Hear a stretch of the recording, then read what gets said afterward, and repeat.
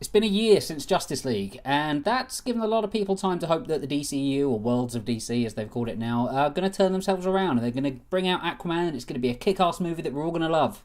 Is it? Eh. Put the bunny back in the box. Starring amongst others, Jason Momoa, Amber Heard, William Dafoe, Patrick Wilson and Nicole Kidman.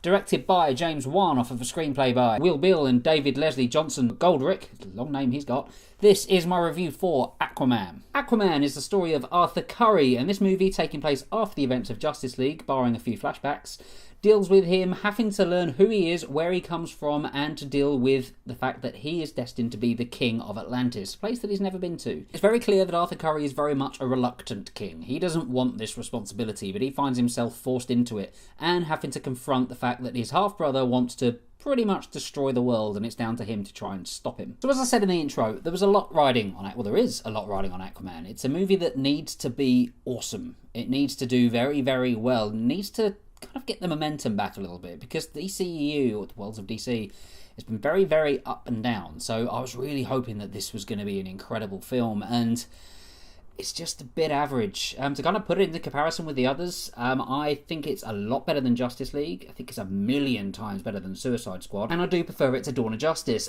But I still prefer Man of Steel, and I don't think this is a patch on Wonder Woman, which was a great film, barring that final act that we all know was pretty terrible. But on the whole, Wonder Woman was just so much of a better film than this one. And don't get me wrong, there are parts of Aquaman that I really, really did like. But for every part of this movie that I did enjoy, there was something else that I didn't. So it just balances out. It's just a very, very average film in general for me.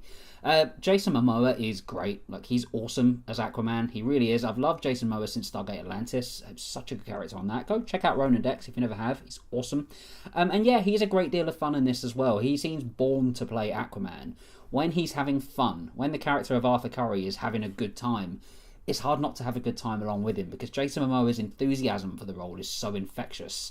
I just remember the bit in Justice League where he's, "My man." Such a cool moment. It's a very small moment, but it's one that just made me fall in love with this character, because he is so much fun when he's allowed to have the fun. And that's the thing with Aquaman for me, is it's not quite as dumb fun as I think it needed to be, because there is so much going on in this film. Like, there are times where your eyes kind of struggle to adjust because there's so much crazy, insane stuff happening on the screen. This is a film where people ride sharks and seahorses into battle. Yet at the same time, it takes itself, I think, way too seriously. A lot of points in this movie takes themselves too seriously when you've got crazy, insane stuff like this happening on the screen. This needed to be a film that embraced the silly. It needed to embrace the fact that it's over the top, that it's ridiculous, that it's stupid in a lot of ways. And it is. But you can still have something be stupid, but still have fun with it. You can still make something good out of something that's silly. And Aquaman doesn't tend to do that.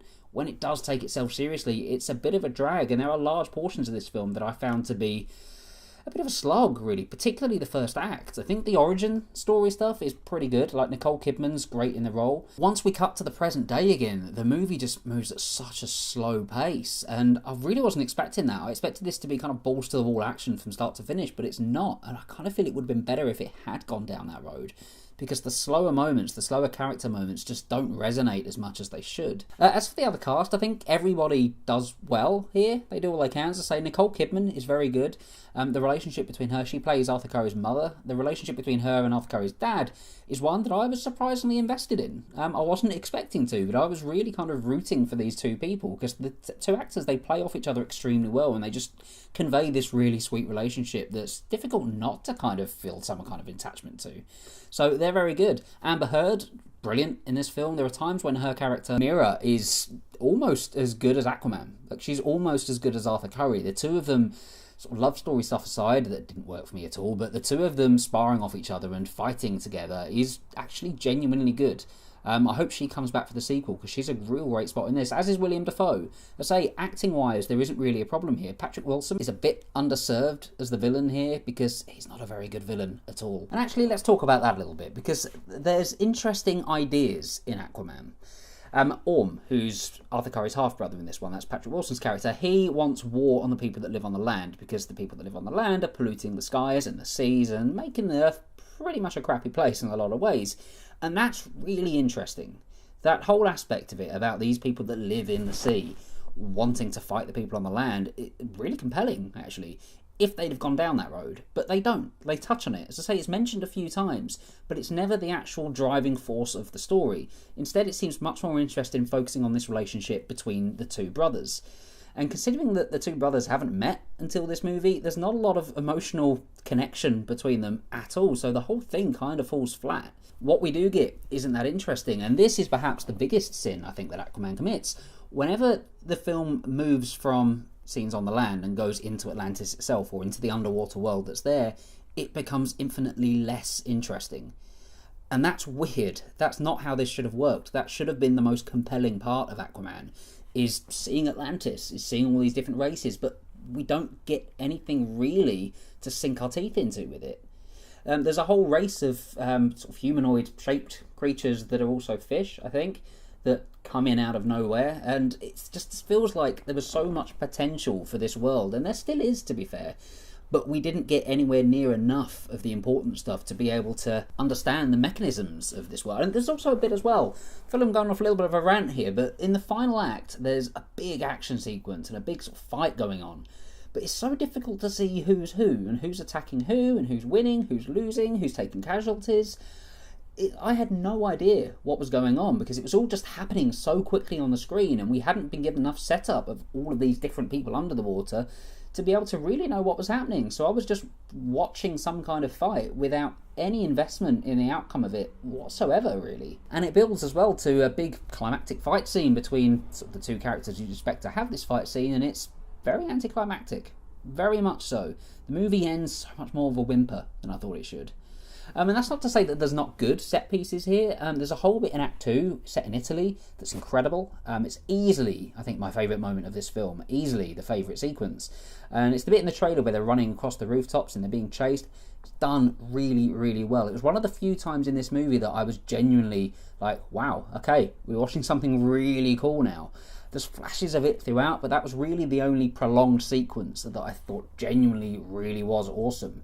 The rest of the movie is just filled with the odd awesome moment, and the rest of it's just, it's fine, it's okay, and that kind of sums Aquaman up. And Black Manta in this one, what a waste of a character. He is central to that second act that I was talking about, but I know next to nothing about this guy. Like, I understand sort of his motivations for what he's doing, but at the same time, he just feels like a villain that's there to pad out time, which he shouldn't be. I was hoping he would be the main villain for this one, but he's not. He's, again, just there just to kind of fill out the runtime a little bit, and to be honest, it didn't really need it, but we did get that sequence in Italy, so I am pleased he's there. I'm very conflicted about a lot of this movie, to tell you the truth. So on the whole, I think Aquaman is, to a degree, a step in the right direction for the world of DC. It's not a bad film. It's certainly not one I hated. It's certainly not one I regret seeing at all. In fact, I had a good time with a lot of it, but it's such a mixed bag. There's so many moments that fall flat. There's so many moments that just don't work, that they kind of cancel out the good ones. Just overall for me, this is just a film that's very just meh, and I wanted Aquaman to be so much more than that, because I want the DC movies to be good. I want them to be challenging Marvel in terms of stories, because while cinematically Marvel is without question the franchise that I think is doing a brilliant job and the one that I really look forward to the most, character-wise, it's actually the DC characters that are my favourites. They're the ones that I've always loved since I was a kid, way more than most of the Marvel ones, barring Spider-Man, really. So I want them to do well. I want these films to be great, but at the moment, for the most part, they're just not, and that's a real shame, because there's so much potential. And the DC TV shows, say what you want about the overall quality of them, they're doing so much better than the movies at the moment. Elseworlds, pretty strong. The Arrowverse crossover that's just happened, that was pretty strong, and I want the DC movies to be outshining them, not the other way around. I'm going to give Aquaman a 6 out of 10.